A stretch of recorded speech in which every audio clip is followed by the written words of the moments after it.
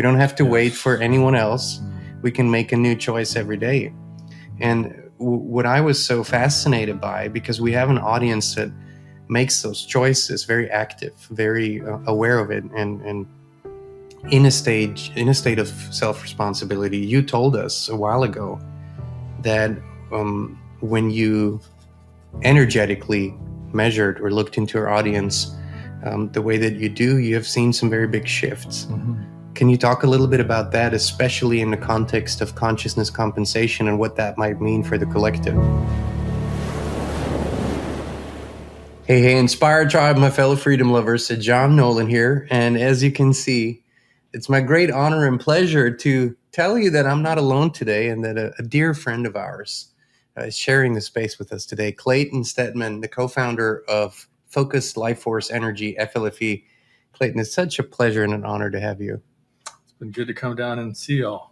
Yes, we're in a beautiful place, doing a little bit of healing and sharing and talking and just hanging out at the beach. And we thought it would be a wonderful opportunity to talk about a few things that have been important in our lives lately. I know important to you all. And I kind of want to jump right in, Clayten, with something that we have discussed quite a bit lately and that we've talked about on our channel, which is a concept that is called consciousness compensation. And in very simple terms, it explains why people are so important, their presence, who they are, even if they're not out there doing things in the world or reaching millions of people. And it's sort of a concept that isn't very well understood yet. And you, as a consciousness researcher, have devoted a lot of time into researching it and exploring it and measuring it. So maybe in your words, can you talk a little bit about what the concept is and how people can sort of have a frame of mind around it? Yeah, it's an interesting topic, and I have to be careful I don't default to my consciousness research geekdom. I'll try to keep it. Oh, geek away, my friend. Try to keep it real here and in a context that we can relate to. Well, I think the important thing is to talk about why it matters, and as a beginning. And it matters because as one person raises their consciousness, it helps many people in ways that we may never understand. And I think one of your either webinars or discussions on the topic was you may be helping millions of people and not even know it, right? Yes. And it's that whole topic about what's a great life. And in our society of social media and, celebrity, sometimes we think that, well, in order to have a great life, I've got to be, as you said, seen by all these people, or have this presence online, or be somebody out there in the world. And that's fine if that's what you want to do, but it doesn't mean you're having the biggest impact. So even if you end up reaching thousands or hundreds of thousands or even millions, it doesn't necessarily mean you're having a positive impact. Yeah, that's probably self-evident, but I think it's worth saying. Not everybody that has a big audience is adding positivity to the world.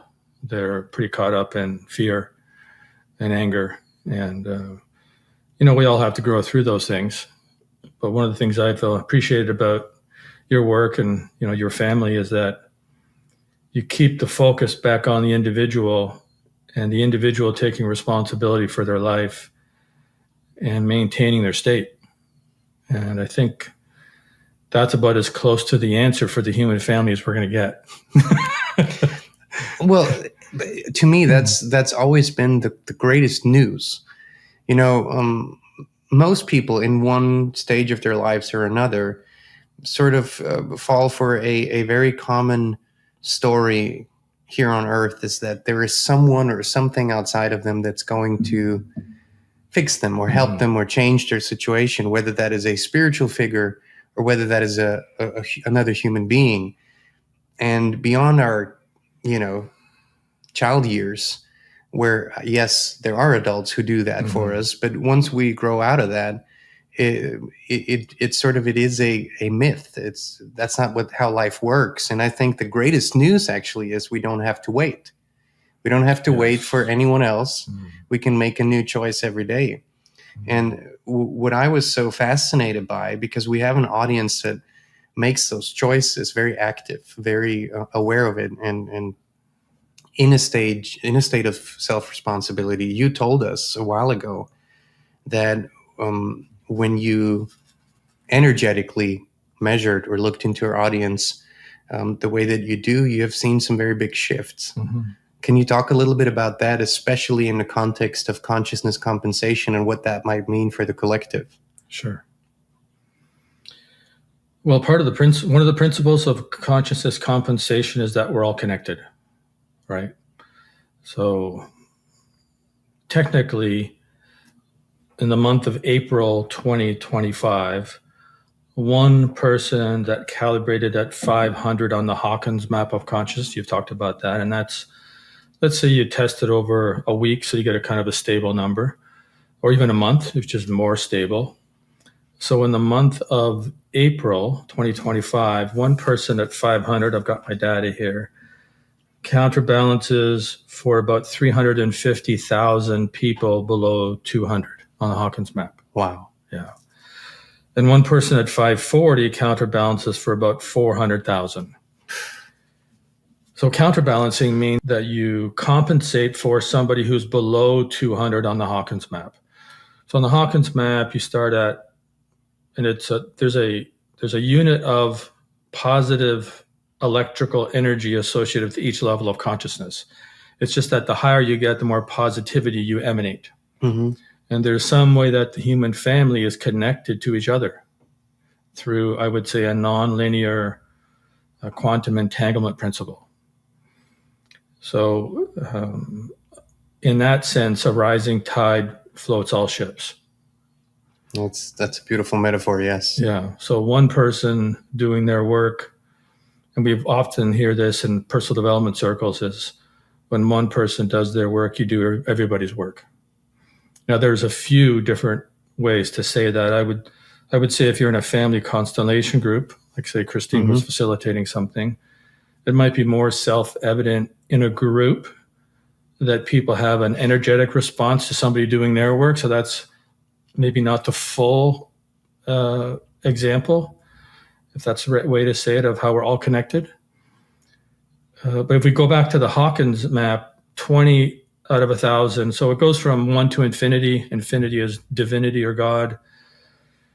1,000 is the human realm, and beyond that, you get into the angelic realm.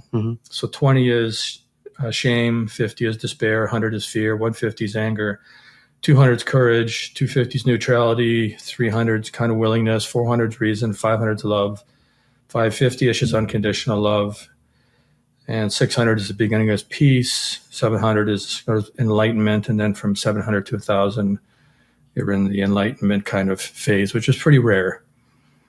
Many of us experience the higher realms for short periods of time, but there's a difference between getting to visit your rich uncle's place and getting to live there. Nice house, but can't afford to live there. So in the metaphorical living in the rich uncle's house, those are the higher realms. And we've talked about this off camera quite a lot, that there is also, with regard to helping the collective, you are not the most effective usually when you are closer to 900 or 1,000 in those ways.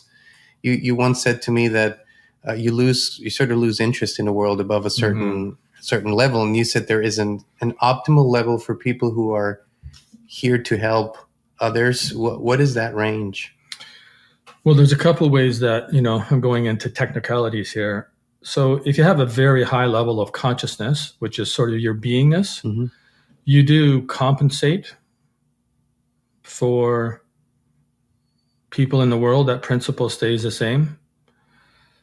And there's something else called level of functioning. So level of consciousness is being, and level of functioning is primarily doing, right? So let's say that you had a very high level of consciousness, and you didn't need to work anymore, and you tend to lose interest in the world at those levels. Typically, people will leave society and then come back, or they'll just sort of live a very sort of simplistic life because that's all that they really are interested in. But if you can maintain your functioning, you can not only compensate through your beingness, right, to the whole human family, a rising tide floats all ships. But if you can keep your doing up or your level of functioning, then you can continue to be active in the world, like hosting the Inspire channel in your case. So the active participation in the world matters, as well as a level of consciousness. So there's a couple different distinctions there where you still help your human family, but you may not help them in exactly the same way, because having people remind us to take responsibility for our lives and explore what responsibility means, that's like a big topic, right?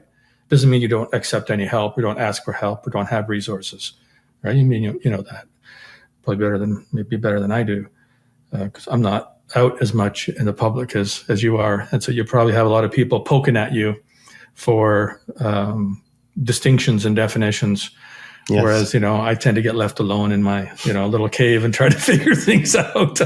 So, yeah. But, one of the things that I think is very human to observe or ask ourselves when we think about, okay, so we are focusing on keeping our levels high. We are focusing on, and in an authentic way, not in a forced way, just and raising our consciousness. And then you say we compensate for so many people.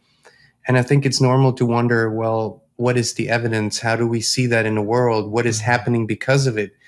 But another way maybe to look at it is to ask what isn't happening because of it. The absence of something is hard to prove, but yes. Could we say that perhaps because quite a few of us are focusing on this, that maybe some really bad things that would have happened are not unfolding? I mean, there are these famous experiments in war zones where meditators come together and there's evidence that they lower the rate of attacks by, sometimes even up to 100%, or the crime rate goes down.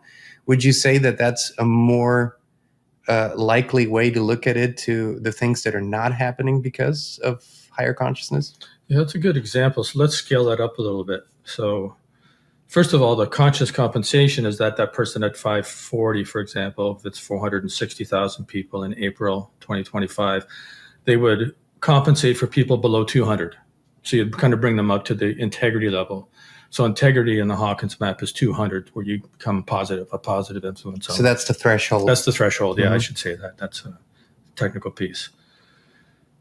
So for some reason, I keep thinking of family constellation, right? So if we talk about people that are happy, healthy, they live a well-adjusted life. I don't know if balance is the right word. I don't really like the word balance because it's pretty subjective.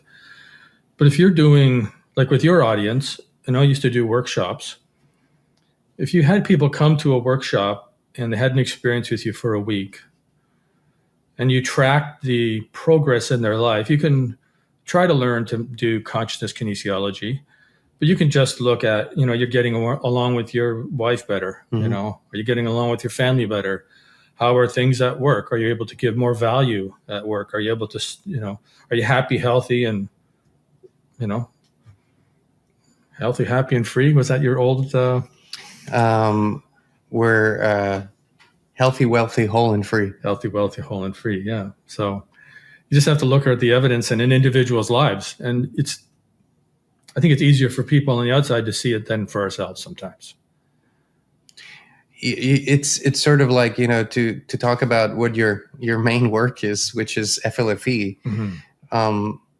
It's sort of when you're in the field at all times, it's not like, it's like everything else. You stop thinking about it. Yes. So, but when someone visits you and they don't have that service in their home, they notice it usually right away, or they notice just a very beautiful energy.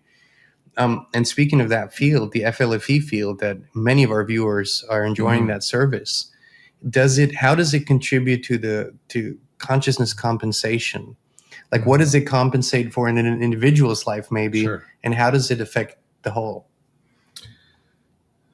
Well, FLFE is a service that creates a high consciousness field, and it defaults at 550 when you sign up. You can once your property's been tested and we confirm it's at 550, or you have it on your phone and it has a 300-foot bubble at different levels.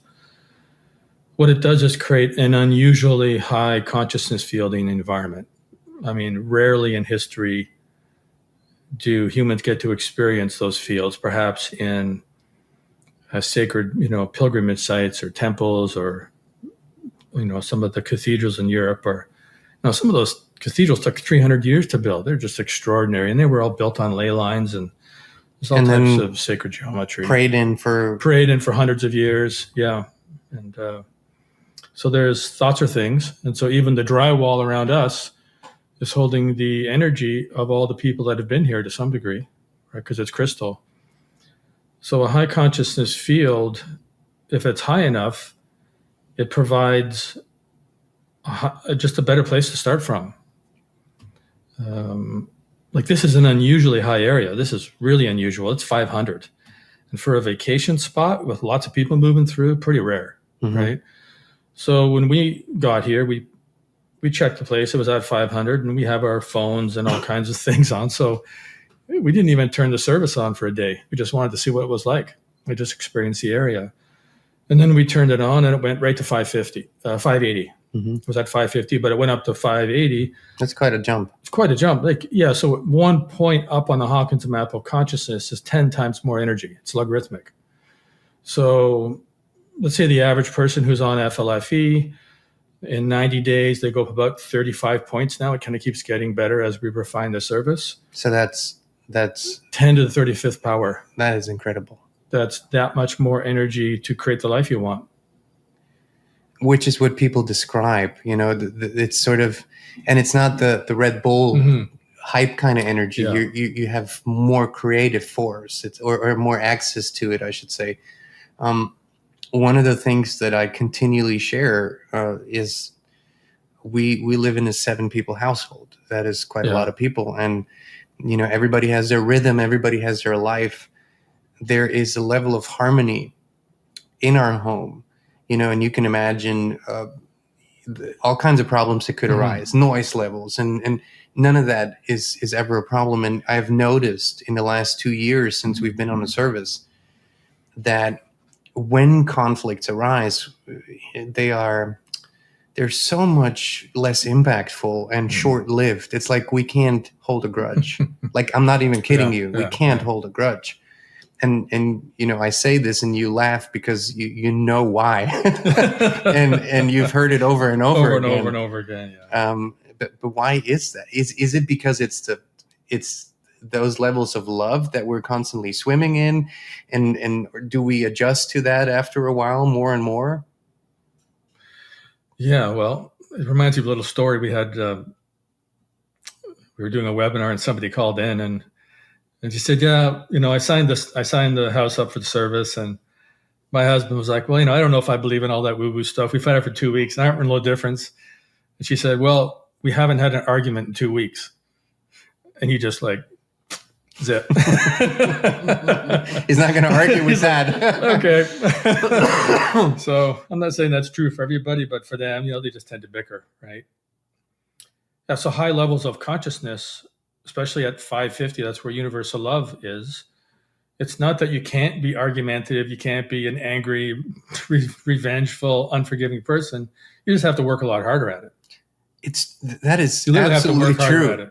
That's true, because I'm a human being, and especially sometimes the dark topics that I research, that's child exploitation and abuse and all that. I mean, if you don't get a level of anger, I don't think you're human. You know what I mean? But it's much easier for me to step into, back to a higher perspective and look at it from where also I can be constructive about it in whatever way so that's really, it's something that I observe about myself. Sort of the pendulum just comes back much faster and stays in a more balanced realm. But when we look at FLFE and maybe a little bit into the future. Let's just say it goes the way it's going now. The service is growing, more and more people are on the service. What could be the effects on the collective, on a specific geographic area, if more people are on the service, or even the entire world? What effects could it have? Well, let's talk about an experiment that was actually done, and it was called the Maharishi experiment, Maharishi Mahesh Yoga. And I sometimes don't get the dates right, but it was done on Washington, D.C. And I think 93. It was 93? Okay, Yeah. I've already got the date. So they had a bunch of people in the Transcendental Meditation movement pray on Washington, D.C. And, well, the stats are online. I mean, crime dropped significantly. Domestic abuse dropped significantly. All the indicators of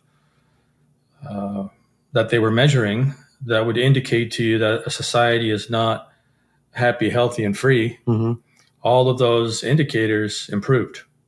And so that's a real practical effect. So there's a few things I would like to see FLFE do better. And one of them is I would like to see us, organize groups of people to pray on a specific area, especially if we can boost the consciousness. Like I've been moving my ring around here. I got a 700 boost on, so people might be feeling the juice. But yeah, I just get, I guess my story is I just get so kind of focused on trying to upgrade the service, right? That's kind of my role in the company. Jeff's the business architect. He's a business architect. That's what I got to say. It's great. And then we have we have a great general manager he's in charge of operations. But you need a team of people, right? And I just tend to get lost in the research and making the service better. Now it's not a bad way to get lost. I would say I get maybe preoccupied or absorbed in it. Probably is a better word. I know the feeling, but yeah.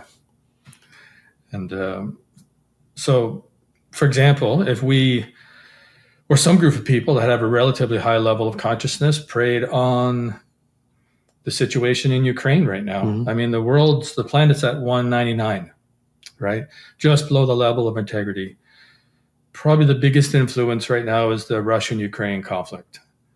So perhaps there's a way for that to be resolved that is beyond anybody's comprehension.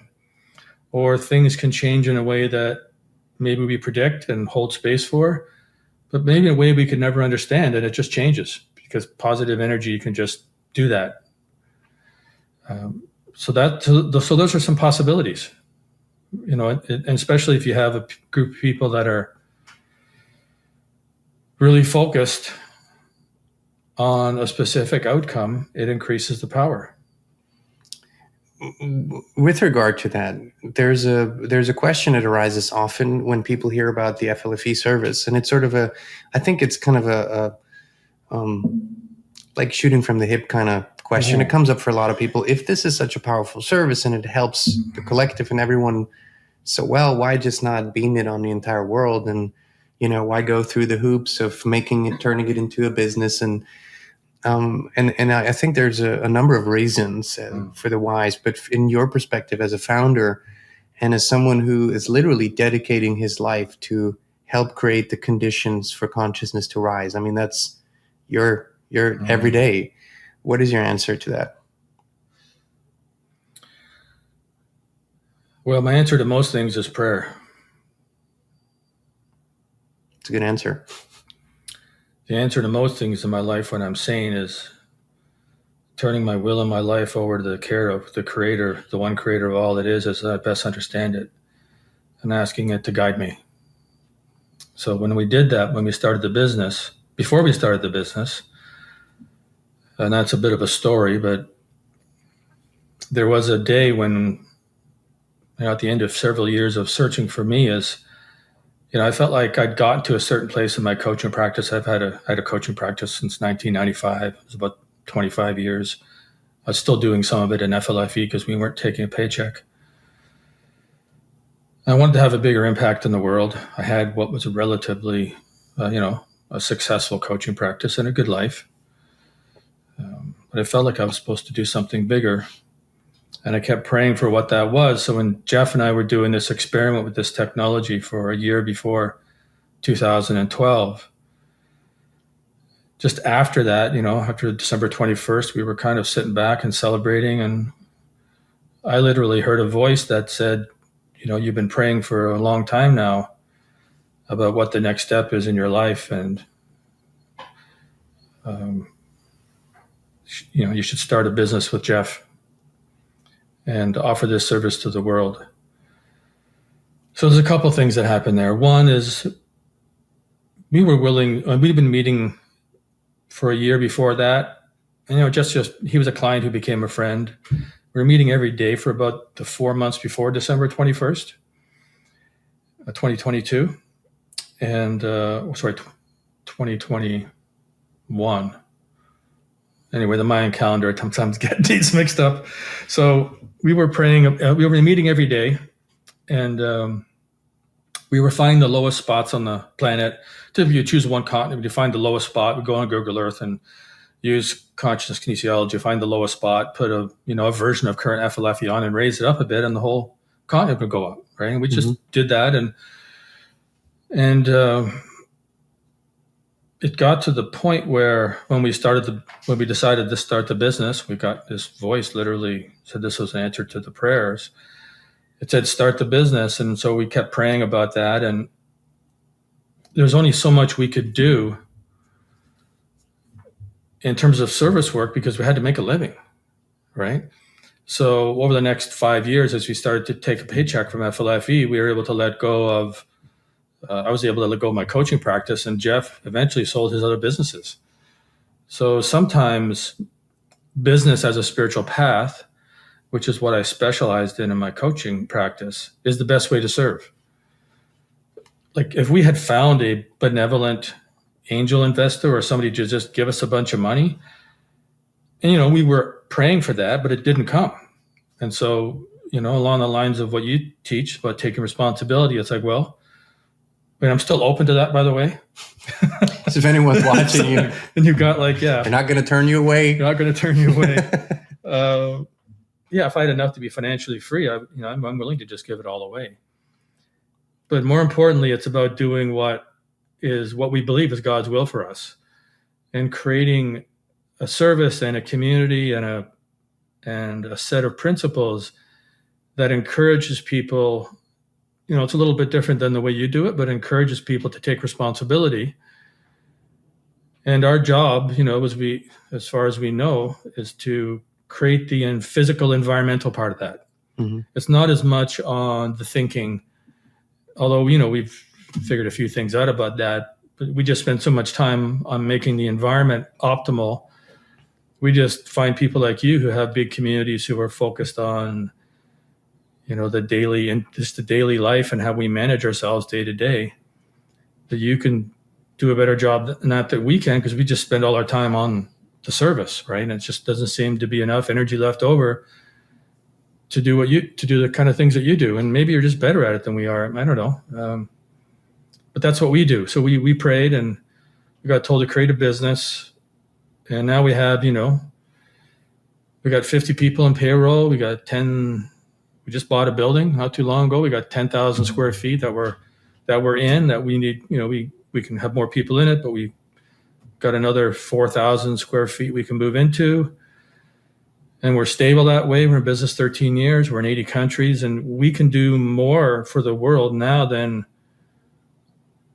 I don't know how we would have done this much good if we just didn't build a business and have the revenue that comes in from doing that. There's one observation that Christine and I have been having over the years.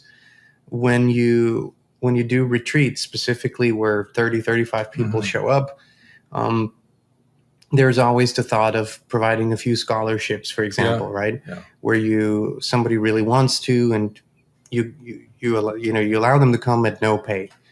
What we have noticed, almost 90% of the time, is that when there was no price to pay, so to speak, those were the only people who either didn't show up or stopped coming, or for some reason. And we do live in an economized society, and our level of consciousness reflects that. And so I feel like often, unless there is an energetic exchange, that the service that's being provided doesn't get to have the full impact. Would you say that there's a truth to that, even a measurable truth, that it does make a difference if there's an energetic exchange and it's actually better for all involved? There is a principle to it. We give right now, it depends on what's happening, but we're giving over 95% of the energy away from the machine that we, co-invented, just giving away humanity. And, we just can't do whatever we want with this power. It's a lot of power. It's a huge responsibility. And so it comes back to that central prayer is, what would you have me do, Lord? And for us, it's like, if we're thinking about a specific action, it is in the highest and best interest of all creation for us to take this action.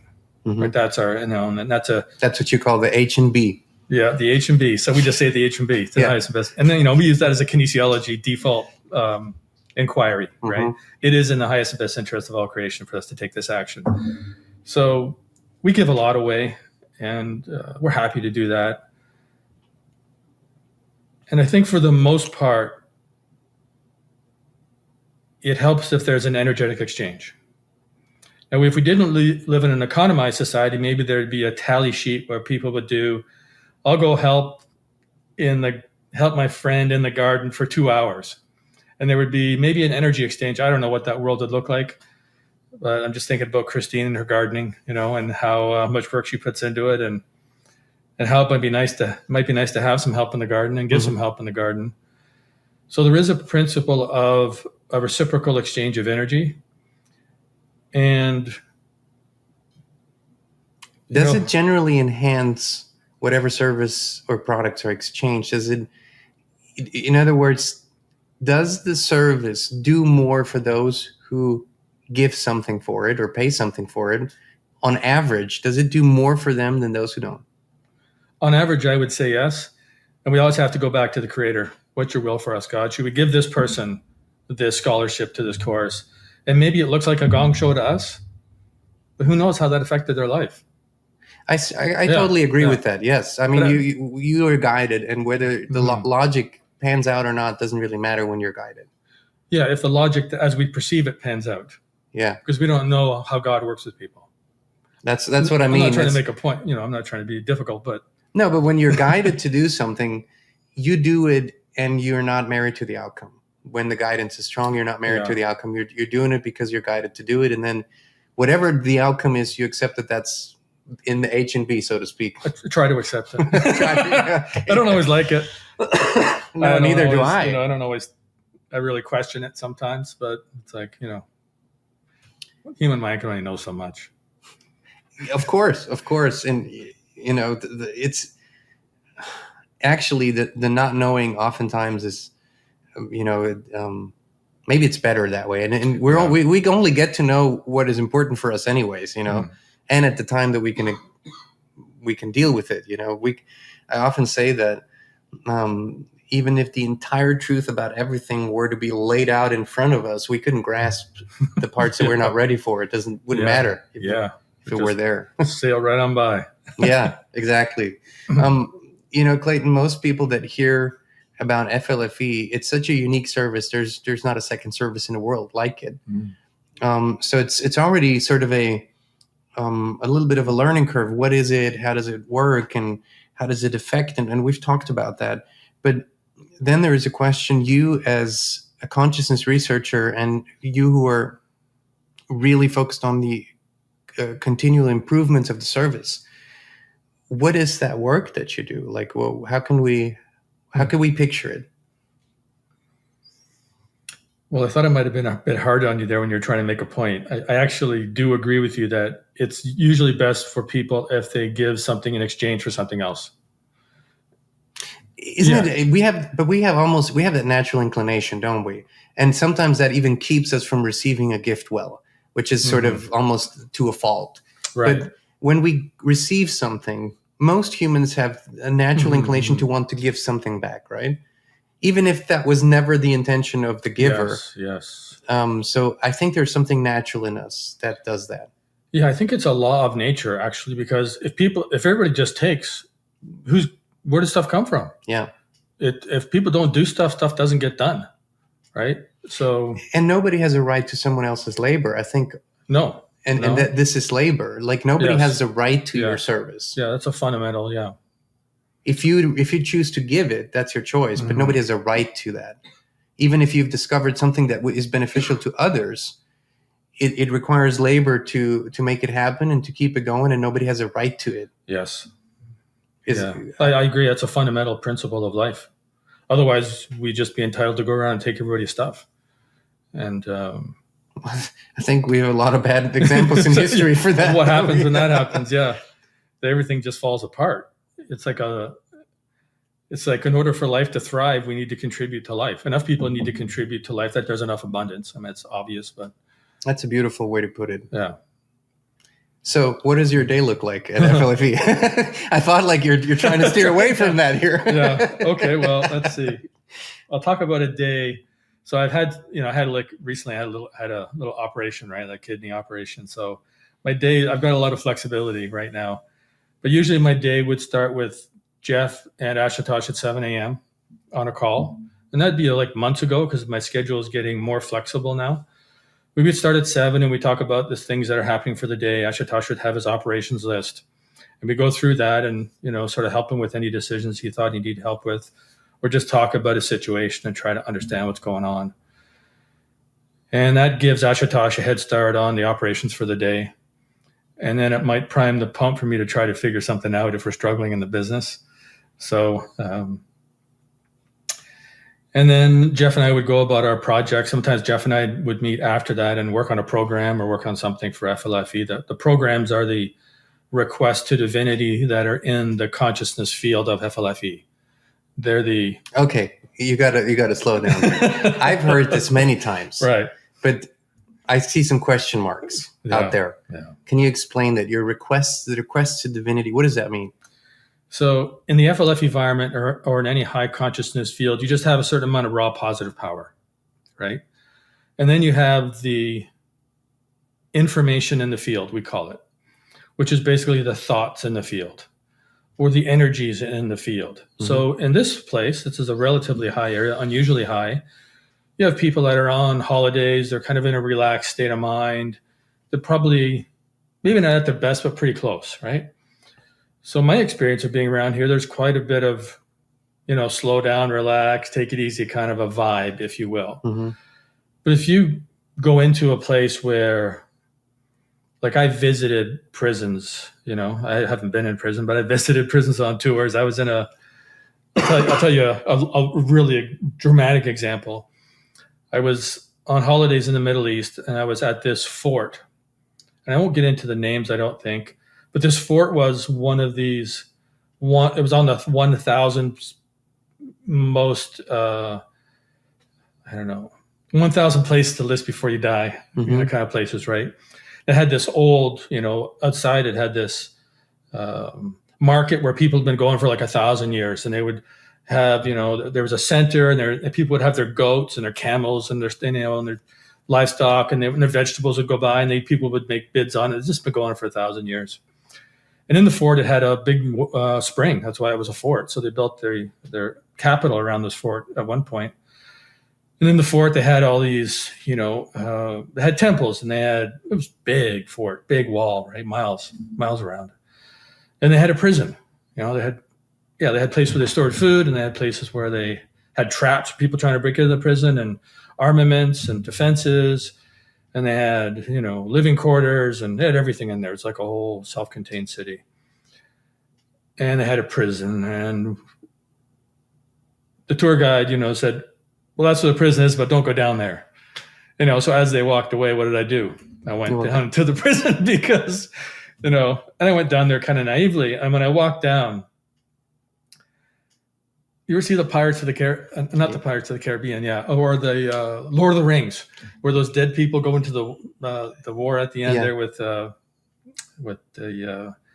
Gimli and Aragorn and the elephant guy. I can't remember his name. I'm not that kind of a Lord of the Rings, but I've watched it. Yeah, sure. When they're on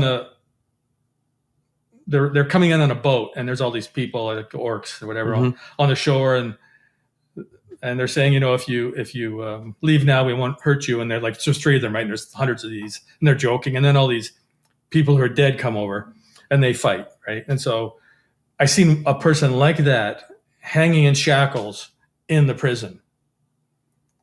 Like a real life person. Like it was like, I never seen that before. It was like somebody on the wall, and their head was hanging, and they just looked up at me, and I was gone. I was like out of there. Wow. So later on, I calibrated the level of consciousness of that environment, and it was 5 out of 1,000. That's hell. It's about as low as dark, evil hell.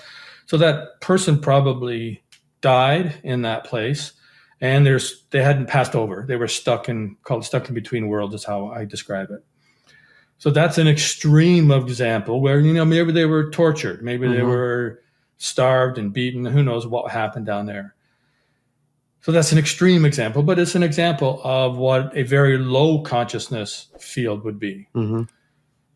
So if you go into like a dark alley, where there's been a lot of crime committed, a lot of drug dealing and stuff like that, there's an energy in there. You kind of look over your shoulder because it feels dark. So sort of the opposite of a sacred site. The opposite of a sacred site. You go into a household where people have fought a lot. It can look nice, and decorating and art, does and feng shui even creates a high consciousness field, but it's not as important as a human's influence. Mm-hmm. So if people aren't getting along in a place, you'll feel it. Oh yeah. Thoughts are things, So I kind of went to the extreme there, but if you get a chance to go on an old battlefield, we have those in our hometown, and the stories and the sensations are incredible. I mean, that energy's been there for 200 years, and it's still there. Yeah. And some people have physical sensations, or see their breath in the air because a battle was in winter, but they visited in the height of summer. Yes. And I think those stories are very common. We, here in all of North America, I think sightings of indigenous clans and tribes and settlements, and those are, which actually it partially very much also speaks to the service, because let's just say someone watching our conversation today decides to try FLFE, and you've graciously given everyone a 15-day trial with no strings attached, which I think is a wonderful thing to do. Part of that service, if someone puts it on their home, on their property, is an energetic clearing that happens. So, which means that those energies get cleared out, whatever they were or are. That in and of itself is an incredible thing. If I take that back to the question, what are those requests to divinity? That's a program that is part of the FLFE service. How can we think of those programs? I mean, are there independent thought forms that are solidified, or how does that work? That's a great question. Actually, we call that the removal template, in terms that's the name of the program. And that was the hardest program we ever wrote, because we had to find every hellacious, negative, horrible thing that could happen on a piece of land, and then write a prayer that was the reverse of it. We could only do so much of it because it just got dark. I mean, you're researching ways to hurt other people, and then creating an opposite prayer that if that happened, that energy is released. There's a certain way to write the prayer, right? Write the request to divinity. And you calibrate that too, right? Very carefully. The wording. Yeah, very carefully. Yeah, and I've got an example here of a prayer that we can take up in consciousness, and you can show examples of how it works. So we'll do a bit of consciousness research example here before we finish up, because I wanted for people to know that, just have a practical example of I would love to hear it. Yeah. Is there something else we should say about? Yeah. So the energetic clearing on a piece of land, I think there's something I should say about it. So we don't take away the memory from the land, because that's not in the H and B, but we do take away the trauma. So if someone comes onto the land, the memory of the experience is still there if you had the capacity to access it. So we don't have the right to remove the memory, but we do have permission to remove the trauma. So it's sort of like in an individual's healing journey, you emotionally neutralize that memory by healing. So Mm-hmm. it is still a memory from which you can gain certain wisdom, Yes, but you don't have the emotional attachment to it anymore. Yeah. So it's the emotional attachment, the emotional energy that's cleared. Yes. That is a powerful, very, very powerful thing. And you've told me that, creating such a program Mm-hmm. is one of the most or highest responsibilities Mm-hmm. of what you're doing, is because you could just as well, if it wasn't done with the proper integrity, create a program that might not be as beneficial as it could be. But you calibrate that, and you go through a process where Mm-hmm. you test each word and the sequence of words, Mm-hmm. and can I replace that word with a better word? And I mean, it's a tedious process, but before we go into this example that you have, what's the overall number of programs that are in the FLFE service that someone receives?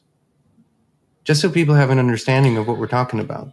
Well, there's tens of thousands of individual prayers, literally tens of thousands. Like in the removal template, for example, some of those transfer over to different programs because, as you said, there's a sequence of events that needs to happen to clear the energy, and sometimes we need a little bit of that sequence to use somewhere else. So it's kind of like a warehouse where you have all these prayers in a warehouse, and you take this prayer off and that prayer off and that prayer off. Like, for example, in the removal template, we figured out, like, there was, when we put FLFE, when we started FLFE, it used to take 3 days for the average property to get to 540. Mm-hmm.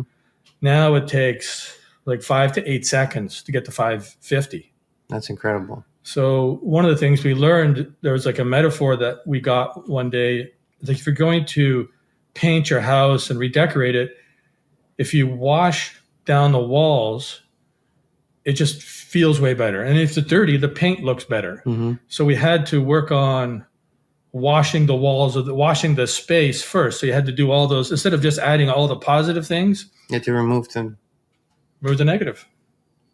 which is another universal principle. Mm-hmm. It works with our individual energy as well. You can't just you can't just sit down and write positive affirmations if there's a lot of negative stuff Yes. that is counteracting those. So you have to go there, heal, neutralize, so to speak, and that's what the program does. So Yeah, like if you just do mantras over and over again, for example, and you get loving enough, that stuff sort of fades away or dissolves, right? Mm-hmm. But I agree with you. It's typically faster if you go back and do that original trauma work. Yeah.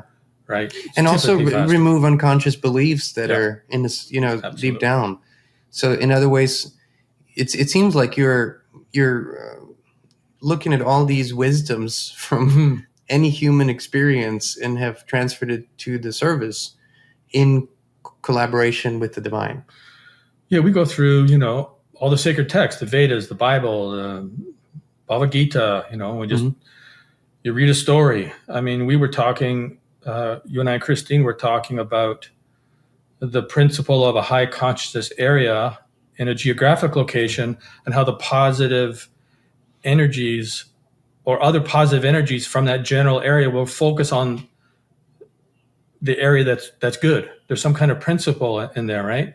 And I think it's an attractor field principle. Mm-hmm. And then Christine figured out that applies to gardens, where you didn't pick the biggest fruit on the vine for a tomato, because then the other fruit the attractor field will make it grow towards the biggest piece of fruit, because that's a principle of nature, because part of nature is abundance. It has to be positive, otherwise life wouldn't even exist. So the biggest fruit, if you leave it, encourages the other fruits to grow bigger. So that, and I have to go back now through the programs and look at, especially our farm program, and look at how we've created that. Not that we can tell the farmer not to pick the biggest fruit, but maybe we can find some way to optimize it. So that's just the way the mind works after doing this for so many years. So that's an example of what my day looks like, is we'll look at, the critical factor is where we can get the most amount of benefit for the least amount of gain. And then we try to figure out, okay, like what's the next step? And then, so a lot of your day spent in the field, in the quantum field. Yeah, doing research. I know, I know, because when we have our monthly meetings where we get together for quite an extensive amount of time, and we sort of together dip into the field and see what's there for all of us and what we can contribute. And it's always a very, very expansive journey. To me, it was just important because so many of our viewers are on the service. They can see a broader picture of just what kind of a complex and loving operation it is. I mean, you walk business as a spiritual path, and you don't take that lightly. I mean, that's something that in every step of the way, it's always, like you say, we have to first figure out what is in the highest and best interest. Just because it would make us more money doesn't mean it's in the highest or best interest, or just because there's, and that is to me, it's the calibration towards truth in all things. Nothing matters more.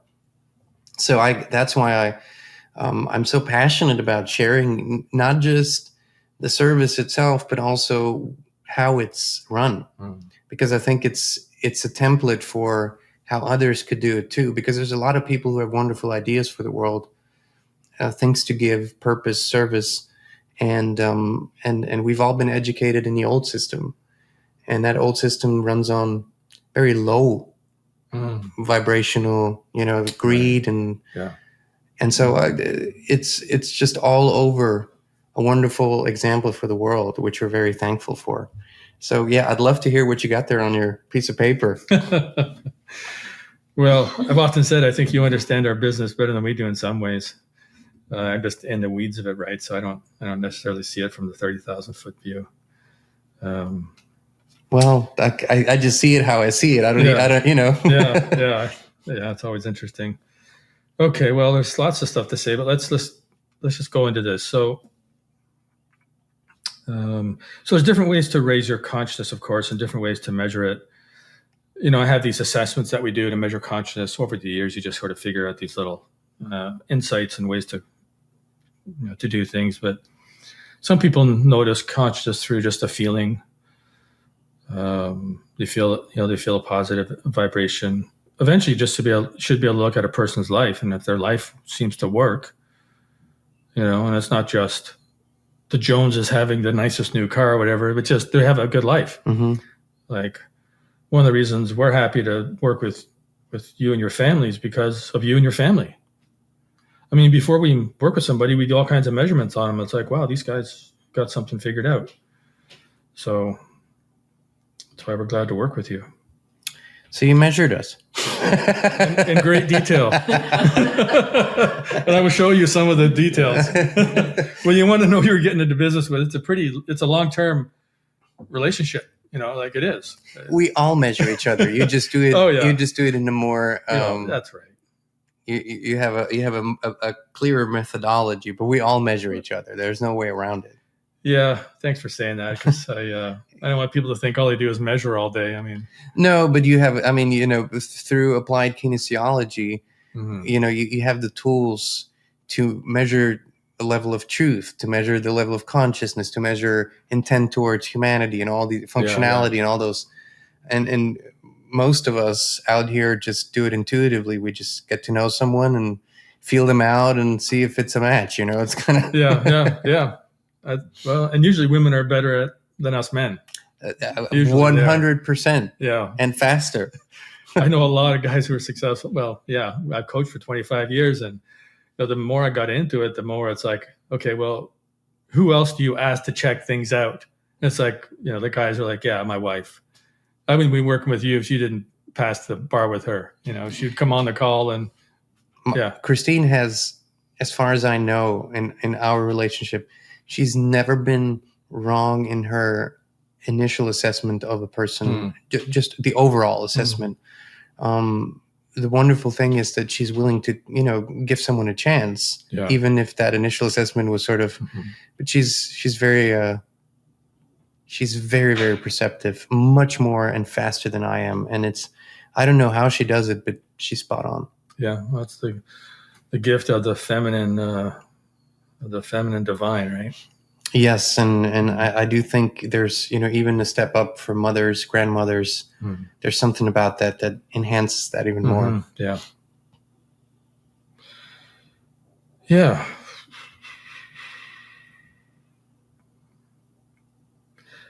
I mean, business as a spiritual path is just a spiritual path. I'm just thinking I should say something about that. And, Jeff and I didn't take a paycheck out of FLFE for the first 4.5 years for me and 5 for Jeff. And that wasn't God's will. That was us being in the way.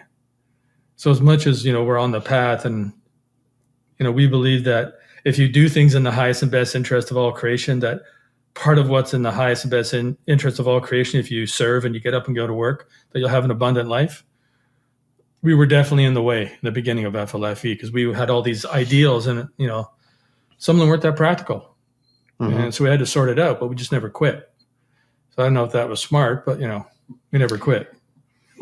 But since you'd opened that can of worms, and we talked about this just the other night, why is that a tendency for people that are maybe in the broader consciousness or spiritual community or people that want to be of service? Why is it a tendency to deny themselves often? I'm not talking about, billions of dollars and wasteful, sort of gluttony. I'm talking about just denying themselves the basic abundance that is part of nature. Why is that so prevalent? Because it is prevalent. Well, I think we've been well taught that that's not good, that we're not spiritual if we receive a sizable paycheck. Poverty is holy. There's lots of conscious and unconscious beliefs around receiving and accepting and the abundance that is the true nature of the universe. Is poverty holy? Well, we'd have to come up with a definition of poverty. So part of me wouldn't want to write it all down and measure it and have a big conversation. Even in the Bible, it says the love of money is the root of all evil, but people forget it's the love of money. It's not just money is the root of all evil, right? There's just an exchange of energy. That's what it is. But I don't necessarily think that poverty is holy. But those things I can tend to get lost in the context of it and the definitions and what is poverty and what is holy. Exactly, because when I look at the sannyasins, they don't own a thing. They're not poor, and they would never. Yeah, they would never talk about themselves in that way. They have the union with the Creator that they experience almost at all times. Mm-hmm. I don't know what could be more abundant than that. Yes. Yeah. So I would say as a general, kind of it's self-evident. I would say that poverty is not holy, but it's one of those conversations like a sannyasin or an ascetic who's just living on the streets, praying for the betterment of humanity. He's contributing to life. And in subcultures, it's just natural to give to that person, as long as they're not, some people would game it. They would just not want to do anything and just sit there with the clothes on, or, with the look.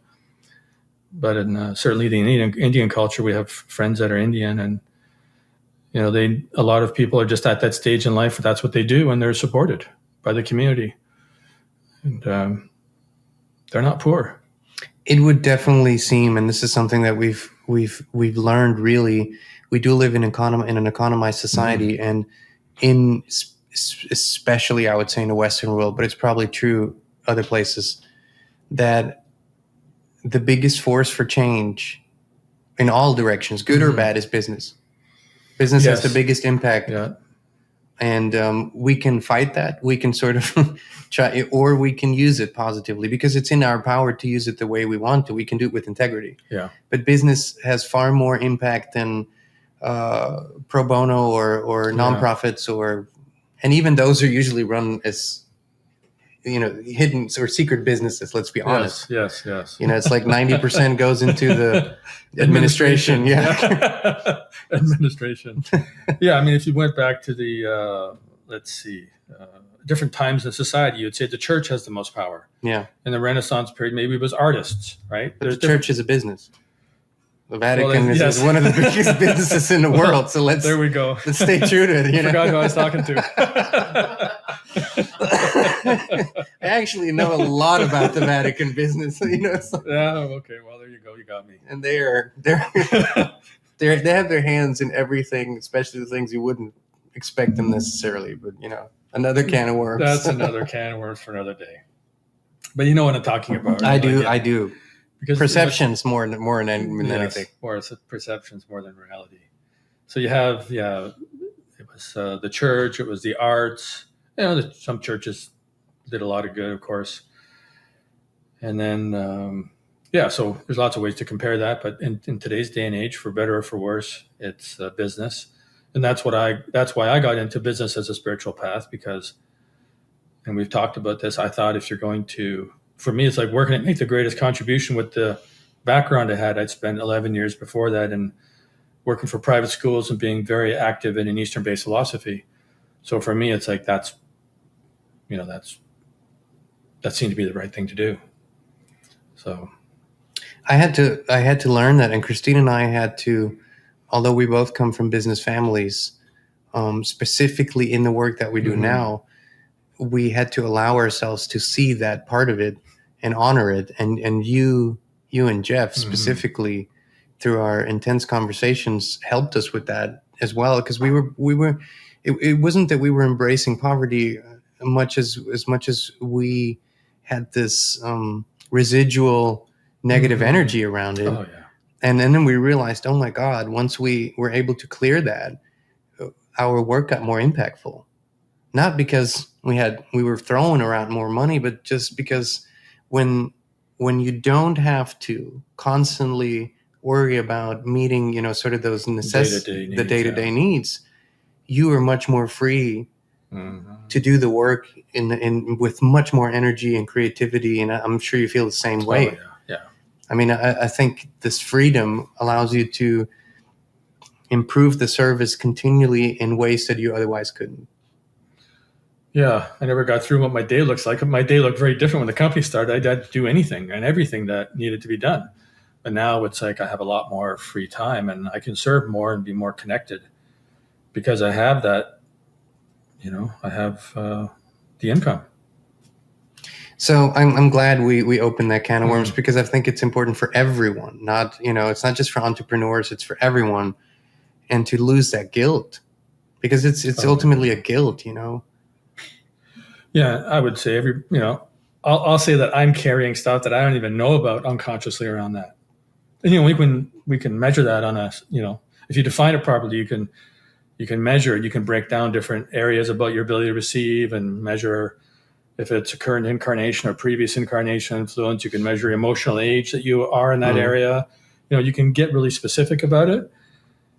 And sometimes the only way that we know we're carrying it is when we transcend it and we're more free, because we never just figure it out. We just do that thing to raise our level of consciousness, and then it just dissolves, and all of a sudden we have a different reality. And then eventually that expresses in our outer world. Yeah, that's sort of how it went. It's true. Very true.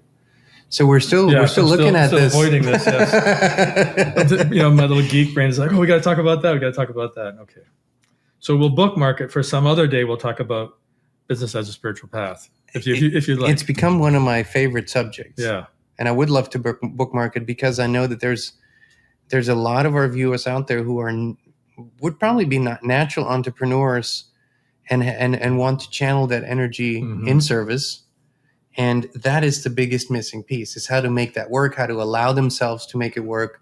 Also be okay with charging for their services an appropriate amount that reflects the value and go so it would be a great conversation to have in depth that I think would bring a lot of value to all of us.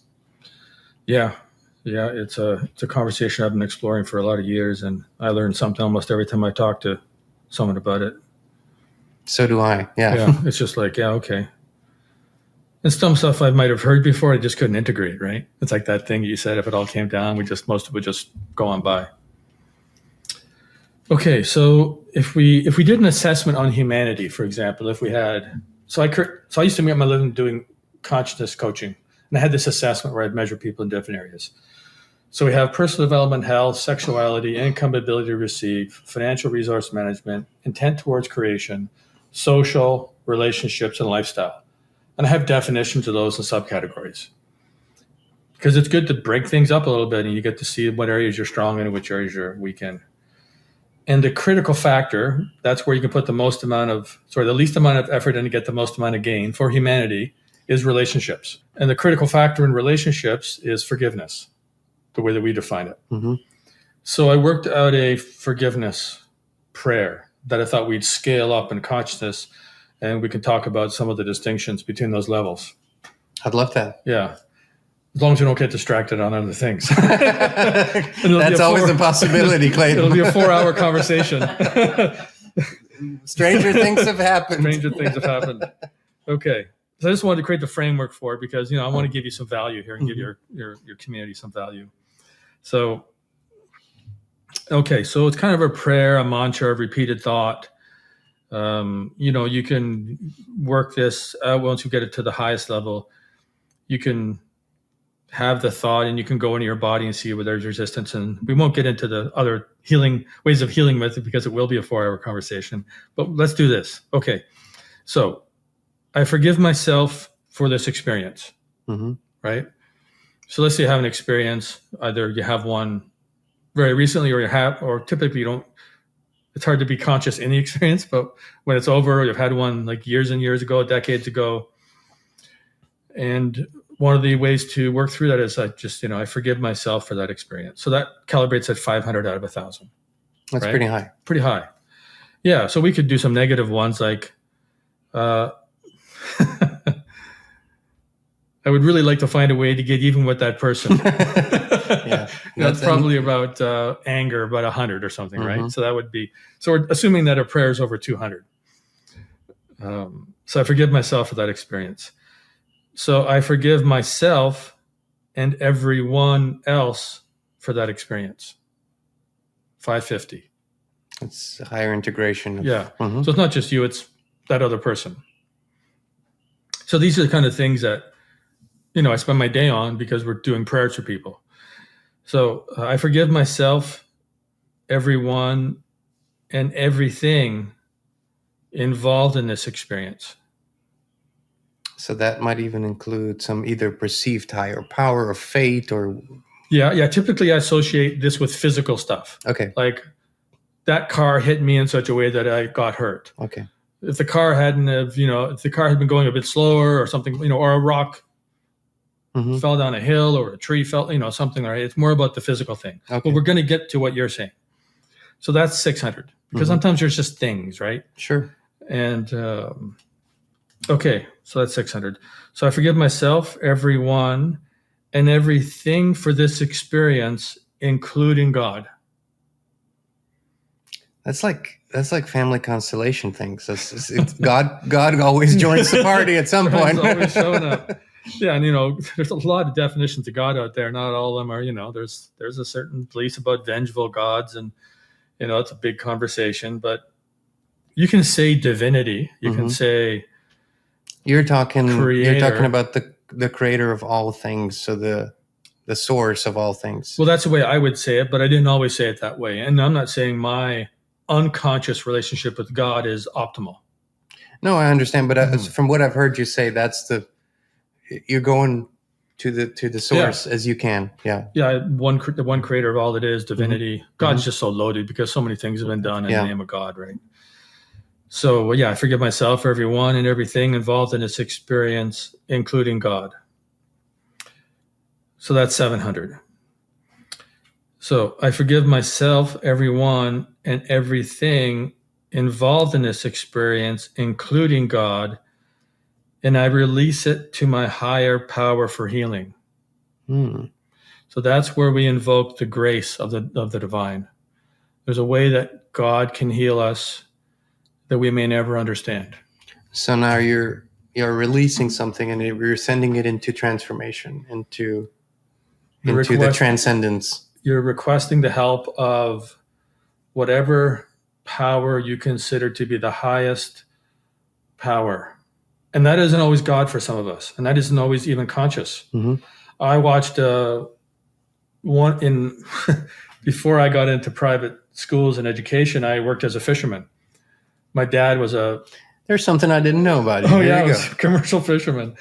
Yeah, my dad was brought up my parents were I knew your love for fishing. I just didn't know you were an actual commercial fisherman. There you go. Yeah.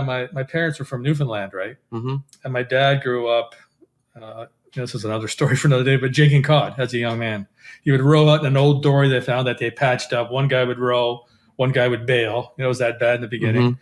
And they would jig cod and they would bring them home. And, so I guess I just grew up with stories about fishing. So I just, for whatever reason, I took up fishing. So I was a commercial fisherman. I fished for crab, which is a dangerous, bloody job. So I saw, yeah. So have you ever watched like The Deadliest Catch? I have. Yeah. And there was a guy in there named Matt who fished on Zig's boat. Oh, that white boat. What's the name? I can't think of the name of it. And anyway, there was one scene where he looked out at the Bering Sea and it was just rolling, right? And he said, if you've ever had any doubt that there's a power greater than yourself, have a look. Very true. So I've been there, not in the Bering Sea, but in high sea. And it humbles you very quickly. So it doesn't have to be a storm, but for him, it was like there was something about the power in that storm that it was a higher power. It represented something for him. It was like the way he said it was like, wow, that guy, he is, I don't know, humble to that somehow. It was really quite beautiful. Reminds me of the scene in Forrest Gump where Lieutenant Dan is up on the boat during the hurricane. Oh, yeah. And he's having this, this showdown. Showdown with God. Yeah. Is that the best you got? Crimping was real easy after that. Yeah, it was real easy. Yeah. It might have not been the highest prayer, but, he was having this conversation. It worked. Yeah. So something about... What's that calibrate at? That calibrates at 950. Wow. Yeah. So there, in our human realm, there's still 50 points. Yeah, I got the 1,000. You did. I'm sure. Yeah. I'm new. Oh, yeah. Couldn't let that, dog with a bone, right? You get onto these things. And after a while, like I created this energetic medicine tool that had this prayer in it. And there's about 9 steps to this one. And it took me 18 months to figure it out, to get them all to 1,000 and get the whole thing to 1,000. Wow. Because I just had to learn about how to think like this. And it was like, and it wasn't 18 months of working full time, but sometimes you just get stuck and you don't know what to do. So you're asking people and, you're doing research. And then every once in a while, somebody says something and you're standing in line at the grocery store. It's like, oh my God, that's it, Been there, done that. Yeah. So it's the intelligent surrender to the highest power that you know of, to ask it to heal you in a way that may be beyond your ability to comprehend. So if you have to understand it, then you're cutting off the flow from the divine. Then it's not surrender. It's not surrender. And it's an intelligent surrender. It's not just turning yourself over to any power or any conversation or any person or any therapy. You have to use your discernment. But there is a place where you need to turn it over and ask for, classically, it's called the grace of God. Mm-hmm. It's the grace of some power greater than yourself that can heal you in a way that you may not feel you deserve. You may not ever understand it, and it can help us. So this progression, starting at 500, which is a high starting point, is it wise to go through the progression, or should you just go to the? I just go right for the. You do, I know, but is it easier to overcome any potential resistance? That's a good because question. When we, for example, when we start in the work with others, when we start helping them to shift their belief systems, we tend to go very general in the beginning because it's challenging to believe something more specific. Abundance, for example, as a general term, is much easier than focusing in on a specific, either a house or a number that might just challenge them. But abundance, the word, might be very easy to. Yes. So would you say if somebody wrote those down, it might be wise to go through the progression and see how it feels and see if it's acceptable to take the next step? Yeah. I mean, of course, my brain just goes right back to, ask God what to do for that situation, A good answer. Like, you just pray. It's okay, God, what would you have me do? And the reason I did it this way is because I like it when people explain to me the progression so that my mind can then relax. Exactly. Right? It's like, oh, yeah, there's a logical progression to that. And hopefully I don't have to keep doing that. My mind's just going to surrender all that stuff. But the consciousness research for me kind of wants to know that there's a progression and someone's thought it through. And I don't need them to share that with me. I'm not thinking people are trying to keep it a secret. but it does help when you settle the mind, right? So I'm assuming that's what you're doing in your workshop, is you create a framework where you kind of build up to that truth, and then you work that truth and work that truth. Yes. And then at some point, you get overwhelmed and you may just want to back it off and you have some time to integrate. But I think in general, it helps most of us if we are taken up through those levels. And maybe you don't have the number with it. You have a progression that's reasonable, and you'd explain it. You sort of, the way up is the way through. So you have to go through those resistances where they are. And if you go too hard, you just sort of crash against them like a wall. But if you find a gentler way, you're finding your way through it.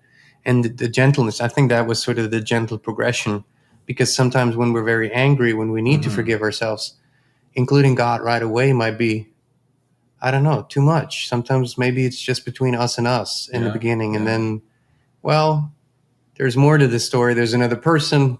Yeah. I might want to forgive them too. There's a damn tree. Yeah, it's like a damn tree. Coconut fell on my head. While we're at it, God, you want to join the party? Join the party. Yeah, come on in. So, a beautiful progression. Thank you for sharing this. Yeah, my pleasure. I thought this would be interesting to go through. It is. Hoping it would. And so the last part, get to the 1,000, is of course I was racking my brain when I got to this point. I cannot, it's like, so I forgive myself, everyone and everything involved in this experience, including God, and I release it to my higher power for healing now. So that was the 50 points, huh? The missing. Well, when do you I'm doing it now. And there's something about, now that might be an unconscious assumption that we would make, but when you're doing consciousness research, you're testing the thing that's on the paper or on the screen, right? So that's the part where I like being able to measure it, because it's like, yeah, well, I just assumed you'd do it now, but if you don't say it, you don't get the points. And I want the points. So, I will do it next Tuesday. What was love that? I will do it next Tuesday. Oh, yes. I'll release it. Yeah, whenever. Sometimes, yeah. Yeah, now is its commitment. That's the final commitment. Right now, this moment. Yeah. That's powerful. How long did it take you to get to the now? Oh, I don't know how long this was. It took me 18 months to get, there's about 9 steps in this, and forgiveness is one of them, because, you got to warm yourself up to even get to forgiveness, right? But I can't remember this particular one, but it might have taken me 3 months, And then, as you figure them out, it gets easier and easier. And the second one took me I did another one. It took me 6 months. That's a lot of dedication. That's how important this stuff is, huh? Yeah, well, that's why I have my coaching practice. And, once you're able to measure people's consciousness, what do? You got to be able to help them. I mean, having the awareness, of course, is, some people say it's 80% of the process. But people we had a girl and they want to grow quickly. If they're suffering, you want to give them the tools that they can find relief. And so, so I would find the critical factor in the chart, and then the critical factor in the sub chart, which I'm going to share with you after, just your personal stuff if you want. That'll give you a real example. And then, what tools you got to help people. Speaking of this, where and I think this would be a good way to sort of wrap up our beautiful conversation here. There's so many things to talk about, by the way. I love our little distractive sideshows and segues. All of this, at the end of the day, I mean, it's a very complex body of work, but all of this comes down to the very simple desire to help create the best conditions possible for consciousness to rise, period. Because we all, I think, can agree that is the best thing for all involved, in the highest and best interest, to use your words. So in your simplest terms, whether people today decide that they want to try the service or not, what can they do on a daily basis that is simple and doable, that doesn't require anything else, to gradually raise their consciousness? And what ways would they have to know, or not necessarily measure, but know intuitively at least that it's working? Well, my intent in doing this was to give people something they could do. Mm-hmm. But what I'm asking in this moment, the one creator of all it is, do an anonymous act of kindness that no one's going to know. And it could be something, picking up a piece of garbage on the street, just putting in the can. Take a moment to pray for someone that you maybe don't know or you had a judgment about. No one knows. Just do an anonymous act of kindness. That's always a beautiful thing to do. Well, Clayten, that was a wonderful conversation. So many avenues that we discovered we could go down, and I think we should. So I look forward to doing it again. And it was also wonderful to do it in person. Yeah. There's something about sitting together at a table. Yeah, there is something about being together. Yes. Yeah. It's powerful. I want to thank you, both you and Jeff and the entire team, for all the work that you do.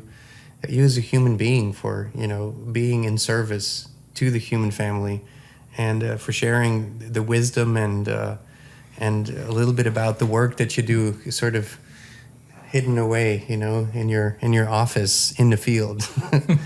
Thank you for all of that. Yeah, you're welcome. It's my pleasure to do it, and it is nice to be seen and appreciated. So thank you for that.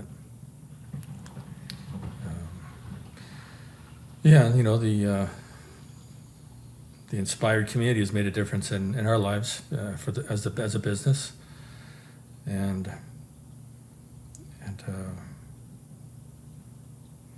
all the people at the office find your community really nice to deal with. Yeah, they get a lot of. I love the testimonials, but it's just you've created something where people are on the path. And it's a blessing for all of our staff to deal with people who are at least exploring what personal responsibility looks like. And I guess the willingness to try new things is an indicator of that. And FLFE is kind of out there, right? It's different. And it's your ability to bridge that in ways that sometimes I wonder if you do a better job than I do in talking about it, because I just get lost in the details of trying to make it better. So I appreciate your ability to tell the story, and it's been great to get to know you and your family, and it's been fun to be down here with you. Appreciate the invite, and I think we'll be doing it again. Yes, indeed, and thank you too. And sometimes it's easier when you don't have all the details. I don't have all the details. Right. I'm still learning about it, right? And even though we've had many conversations, but for me, and I'll say this, regardless of whether anyone wants to sign up today and give it a free trial, which, by the way, you won't need a credit card or anything. So it is a gift regardless. But for me to say this is one of the most important services in the world today, I mean every word when I say this, because I think that it is one of the most important support systems that anyone can have on their own journey, and the collective can have on their journey to awakening. Really means to me to return to that natural high state of consciousness that I think we were initially intended to be. And FLFE is supporting people in doing that, and it's not forcing them, it's not manipulating them. When you choose to work with it has a wonderful supportive effect, and that is unique in the world. It might be unique in history, and I love to talk about it. That's why, because I know what it does and how it can help humanity. So thank you, my friend. Thank you very much. You're welcome. You're welcome. I don't know who I'd be without the service, and I've kind of gotten used to it, but I love being in the bubble. Oh, yeah. We bring the bubble with us everywhere we go. We're right now in a high consciousness field. Right now we're in the bubble, yeah. Yeah, God bless you. God bless you. And Inspired Tribe, God bless you all. I would encourage you to jump over to highconsciousnessfield.com, click that Start My Free Trial button if you haven't yet. Just explore, give it a try, talk to the team. They're wonderful to talk to, ask the questions, and play with it also. Turn it off, turn it on. You have the ability to boost. It's something that's quite powerful, and just enjoy it. We sometimes we're so focused on all the other things we forget to enjoy. enjoy it. We love you. We appreciate you. And we'll be back with you again very, very soon.